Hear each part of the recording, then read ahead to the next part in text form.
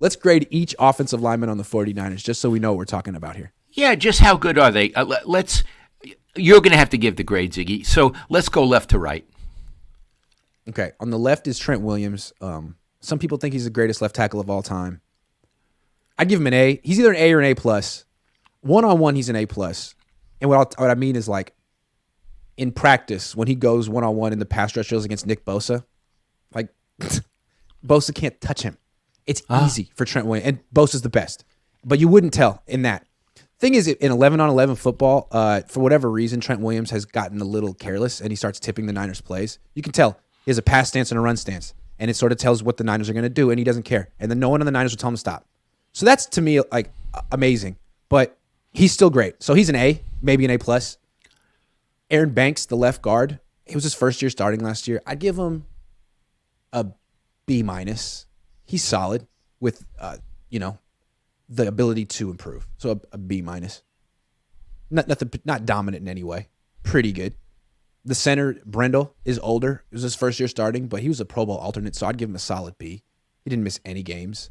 But again, there's nothing he does great pass run. But those three guys are like the heart of the offensive line. You got a great guy, two solid guys. And then the right guard, Spencer Burford, I'd give him like a C-, like barely passable. But he's really young.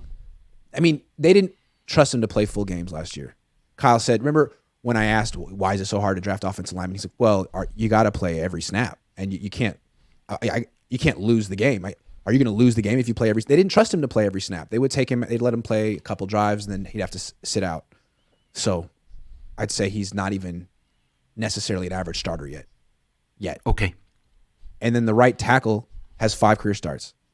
So, I mean, he started a game last year and they won it. He started a game the year before that and they won it. He's, I guess, based on those very little sample signs, he's like a C. He's like a C, average. But I have no idea. What's concerning about it's McKivitz. What's concerning about him is he was McGlinchey's backup. He couldn't start over McGlinchey, and you and I never thought that much of McGlinchey. You could push him around on pass defense. He just wasn't good. Like, remember, Brendel became the starting center last year. He was Alex Mack's backup. Alex Mack was really good. Being his backup, there was no shame in that. And then he retired, and they made Brendel the starter. McGlinchey was replaceable. They should have replaced him years ago. And if McKivitz wasn't better than him, why would you want to downgrade from McGlinchey? How can you downgrade from him? That's kind of scary. Yeah, scary. So what you're saying is when you look at their offensive line, the center and the left two guys are okay. Yeah. They're a respectable line, but the right side is really problematic, and that's where they got the quarterback hurt. Now, it's true the tight end was supposed to make the block, but they got a lot of guys hurt because of the right side of the offensive line.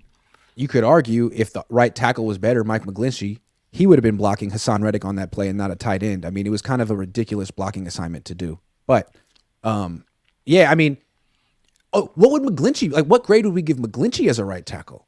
See, to me, McGlinchey's a C.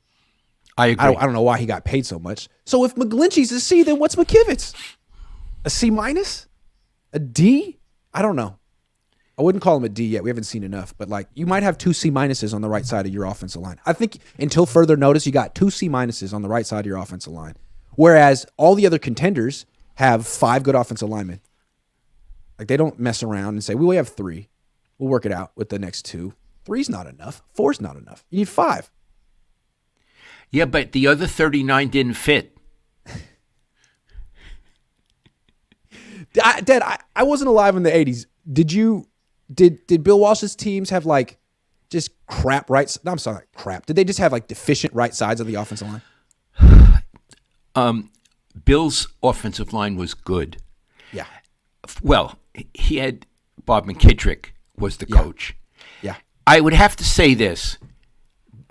Bill never let McKittrick, or rarely let McKittrick, get high draft choices. He didn't like Bob, but he believed in Bob. And Bob could coach up a line. He could.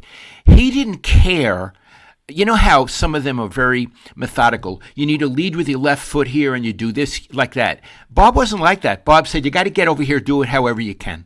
Sure. He was very flexible in that regard, and Bill had total confidence in him. The other thing was, Bill, as you know, loved boxing, and he used to use a lot of boxing terminology with his players. And what he would tell the offensive line, I don't want you to be passive. I want you, quote, to get in the first punch. And they were very aggressive, hit hard and went forward.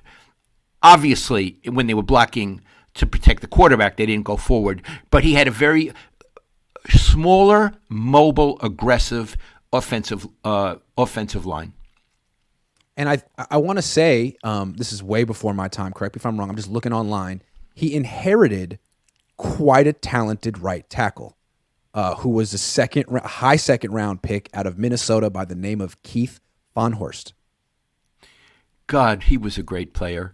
They drafted him in 74 before Walsh got there, and then he had him until 87. That guy, I mean, what a player.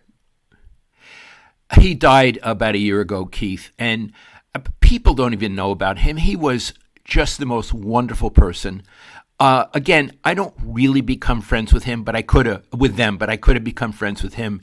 And his wife Sue is a very outspoken person. And one time, Walsh pissed her off, and he said to Von Horst, "Please apologize to Sue for me." And Von Horst said, "No, you got to call her up yourself."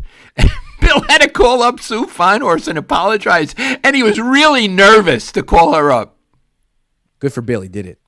He did it. Yeah. But he had, I don't know who replaced Keith Von Horst. That was before my time. But Bill had a top flight, first rate, really athletic right tackle for a very long time. And he had a great center in Randy Cross. Great center. Not Hall of Famer, but like, it's interesting. On the cusp. Yeah, those offensive linemen aren't in the Hall of Fame as if they weren't an integral part of that dynasty. It seems like the Hall of Fame hasn't quite captured how great those teams were. Offensive line was a key part of it. Another one was John Ayers, was phenomenal. John Ayers. He died young. Official B&A Music 88 says, you would think Kyle learned his lesson after watching McGlinchey get thrown by Parsons like a Tim Lincecum changeup. Whew! Can't wait till he checks his ego. When do you think that's going to happen? I would have to. He's not going to. He. What would you say? Hey, Kyle. You have a huge ego. What do you think about that? Or like, do you have a huge ego? Yeah. That'd be a nice question. Do you have a huge ego? Yeah. That's a fair question. Nagatani says, question for Lowell. Did Bill Walsh ever have a publicly panned draft? How did he respond if when that happened? It's a long time ago. I don't remember. He took Ronaldo Nehemiah, who was a hurdler, and he wanted to make him into a wide receiver. It never worked out. I want to say, Ronaldo Nehemiah, I saw him at Dwight's memorial service. What a lovely man he is. But he didn't work out, and Bill took a lot of heat for that. I don't remember him having taken heat for a draft in general. Okay. Good question. Tavaria says, Grant, please get an interview with Trey. Yeah, good luck. Yeah, I don't think he wants to talk right now. Fish and Chip says, Walsh scheme, those linemen needed to be brutal. Yeah, they were undersized and tough.